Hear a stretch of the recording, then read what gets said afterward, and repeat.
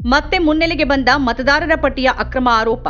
ಸಂಸತ್ತಿನಲ್ಲಿ ಚರ್ಚೆಗೆ ಆಗ್ರಹಿಸಿದ ವಿಪಕ್ಷ ನಾಯಕ ರಾಹುಲ್ ಗಾಂಧಿ.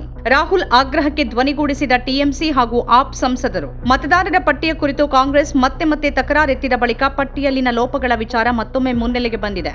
ಸಂಸತ್ತಿನಲ್ಲಿ ಅದರ ಬಗ್ಗೆ ಚರ್ಚೆ ಆಗಬೇಕು ಅಂತ ಈಗ ವಿಪಕ್ಷಗಳು ಪಟ್ಟು ಹಿಡಿದಿವೆ. ಮತದಾರರ ಪಟ್ಟಿಯಲ್ಲಿನ ದೋಷಗಳ ವಿಚಾರಗಳ ಕುರಿತು ಚರ್ಚೆಗೆ ಅವಕಾಶ ನೀಡಬೇಕು ಅಂತ ಲೋಕಸಭೆ ವಿಪಕ್ಷ ನಾಯಕ ರಾಹುಲ್ ಗಾಂಧಿ ಆಗ್ರಹಿಸಿದ್ದಾರೆ. ಮತದಾರರ ಪಟ್ಟಿಯನ್ನ ಸರ್ಕಾರ ಸಿದ್ಧಪಡಿಸುತ್ತಾ ಅನ್ನೋ ಸ್ಪೀಕರ್ ಪ್ರಶ್ನೆಗೆ ಪ್ರತಿಕ್ರಿಯಿಸಿದ ರಾಹುಲ್, ಸರ್ಕಾರ ಮತದಾರರ ಪಟ್ಟಿಗಳನ್ನು ಸಿದ್ಧಪಡಿಸೋದಿಲ್ಲ ಎಂಬ ನಿಮ್ಮ ಹೇಳಿಕೆಯನ್ನು ನಾವು ಸ್ವೀಕರಿಸುತ್ತೇವೆ ಅಂತ ಹೇಳಿದ್ರು. बिकॉज आपने सही बात बोली कि वोटर लिस्ट क्या सरकार बनाती है. मैंने नहीं बोला. नहीं, आपने बोला क्या, और आपने सही बोला कि सरकार वोटर लिस्ट नहीं बनाती है. मगर पूरे देश में वोटर लिस्ट पर सवाल उठ रहे हैं. हर स्टेट में, हर ऑपोजिशन के स्टेट में और महाराष्ट्र में black and white voter list पे सवाल उठे हैं. तो पूरा ऑपोजिशन मिलकर सिर्फ ये बोलने दीजिए, पूरा ऑपोजिशन सिर्फ मिलकर ये कह रहा है कि वोटर लिस्ट पे यहां पे एक डिस्कशन हो जाए. ओके. आप बनाते नहीं हो, इसको हम एक्सेप्ट कर रहे हैं, आप डिस्कशन तो कीजिए. ಸಂಸತ್ತಿನ ಬಜೆಟ್ ಅಧಿವೇಶನದ 2ನೇ ಹಂತದ ಕಲಾಪ ಆರಂಭ ಆಗ್ತಾ ಇದ್ದಂತೆ ರಾಹುಲ್ ಗಾಂಧಿ ಅವರು ಮತದಾರರ ಪಟ್ಟಿಯಲ್ಲಿನ ವ್ಯತ್ಯಾಸಗಳ ಕುರಿತು ಸದನದಲ್ಲಿ ಚರ್ಚೆಗೆ ಒತ್ತಾಯಿಸಿದ್ರು. ಮತದಾರರ ಪಟ್ಟಿಯಲ್ಲಿ ಅಕ್ರಮಗಳು ನಡೀತಿವೆ. ಇತ್ತೀಚೆಗೆ ನಡೆದ ಮಹಾರಾಷ್ಟ್ರ ವಿಧಾನಸಭೆ ಚುನಾವಣೆನೇ ಇದಕ್ಕೆ ಉದಾಹರಣೆ ಅಂತ ಅವರು ಆರೋಪಿಸಿದ್ರು. ಮತದಾರರ ಪಟ್ಟಿಯಲ್ಲಿ ಕೆಲವೊಂದು ವ್ಯತ್ಯಾಸಗಳು ಕಂಡು ಬರ್ತಿವೆ, ಇದರ ಬಗ್ಗೆ ಚರ್ಚೆ ಆಗಬೇಕಿದೆ ಅಂತ ಅವರು ಆಗ್ರಹಿಸಿದ್ರು. ದೇಶಾದ್ಯಂತ ಮತದಾರರ ಪಟ್ಟಿಯ ಬಗ್ಗೆ ಪ್ರಶ್ನೆಗಳು ಉದ್ಭವಿಸುತ್ತಿವೆ. ಈ ವಿಷಯದ ಬಗ್ಗೆ ಸದನದಲ್ಲಿ ಚರ್ಚೆ ನಡೆಸುವಂತೆ ಕೋರ್ತೀವಿ ಅಂತ ರಾಹುಲ್ ಗಾಂಧಿ ಹೇಳಿದ್ರು. ಈ ವಿಷಯದ ಬಗ್ಗೆ ಚರ್ಚೆ ನಡೀಬೇಕು ಅಂತ ಮಹಾರಾಷ್ಟ್ರ ಸೇರಿದಂತೆ ಪ್ರತಿಯೊಂದು ರಾಜ್ಯದಲ್ಲೂ ವಿರೋಧ ಪಕ್ಷಗಳು ಒಂದೇ ಧ್ವನಿಯಲ್ಲಿ ಪ್ರಶ್ನೆಗಳನ್ನೆತ್ತಿವೆ.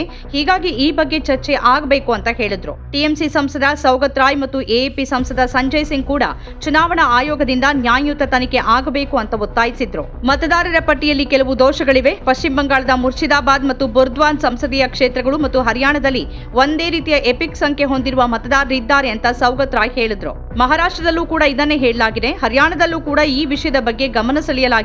ಈಗ ಅವರು ಮುಂದಿನ ವರ್ಷ ಚುನಾವಣೆ ನಡೆಯಲಿರುವ ಪಶ್ಚಿಮ ಬಂಗಾಳ ಮತ್ತು ಅಸ್ಸಾಂಗೂ ಪ್ರವೇಶ ಮಾಡೋಕೆ ಪ್ರಯತ್ನಿಸುತ್ತಿದ್ದಾರೆ ಅಂತ ಹೇಳಿದ್ರು. ಇಡೀ ಮತದಾರರ ಪಟ್ಟಿಯ ಸಮಗ್ರ ಪರಿಷ್ಕರಣೆ ಆಗಬೇಕು. ಪಟ್ಟಿಗಳಲ್ಲಿ ಕೆಲವು ತಪ್ಪುಗಳು ಯಾಕೆ ಸಂಭವಿಸಿದೆ ಅನ್ನೋದಕ್ಕೆ ಚುನಾವಣಾ ಆಯೋಗ ದೇಶಕ್ಕೆ ಉತ್ತರಿಸಬೇಕು ಅಂತ ಸೌಗತ್ ರಾಯ್ ಒತ್ತಾಯಿಸಿದ್ರು. ಈ ವಿಚಾರವಾಗಿ ರಾಜ್ಯಸಭೆಯಲ್ಲಿ ಮಾತನಾಡಿದ ಸಂಸದ ಕಪಿಲ್ ಸಿಬಲ್, ಚುನಾವಣಾ ಆಯೋಗ ಸರ್ಕಾರದ ಕೈಯಲ್ಲಿದೆ. ಪ್ರಜಾಪ್ರಭುತ್ವ ಹೀಗೆ ಮುಂದುವರೆದ್ರೆ ಮತ್ತು ಚುನಾವಣಾ ಆಯೋಗ ಸರ್ಕಾರಕ್ಕಾಗಿ ಲಾಬಿ ಮಾಡ್ತಾನೆ ಇದ್ರೆ ಏನಾಗತ್ತೆ ಅನ್ನೋದಕ್ಕೆ ಫಲಿತಾಂಶಗಳು ನಿಮ್ಮ ಮುಂದೆ ಇವೆ ಅಂತ ಹೇಳಿದ್ರು. ಈ ವ್ಯವಸ್ಥೆ ಮುಂದುವರೆದ್ರೆ ಇದು ಪ್ರಜಾಪ್ರಭುತ್ವ ಆಗಿರೋದಿಲ್ಲ. ನಾವು ಹಲವು ವರ್ಷಗಳಿಂದ ಅನುಮಾನದಿಂದ ಇದ್ದೇವೆ.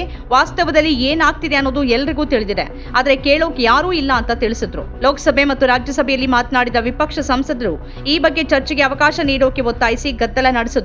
ಚುನಾವಣಾ ಆಯೋಗ ಕೇಂದ್ರದ ಕೈಗೊಂಬೆಯಾಗಿದೆ. ಎಲ್ಲ ರಾಜ್ಯಗಳ ವಿಧಾನಸಭೆ ಚುನಾವಣೆಗಳಲ್ಲಿ ನಕಲಿ ಮತದಾರರನ್ನ ಸೃಷ್ಟಿ ಮಾಡಲಾಗ್ತಿದೆ.